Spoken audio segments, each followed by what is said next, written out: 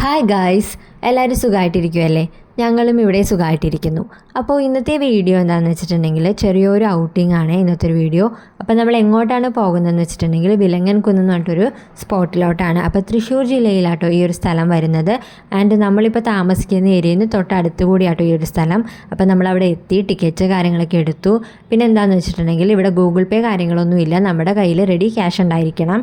And ഒരാൾക്ക് ഇവർ charge ചെയ്യുന്നത് 20 റുപ്പീസാണ്.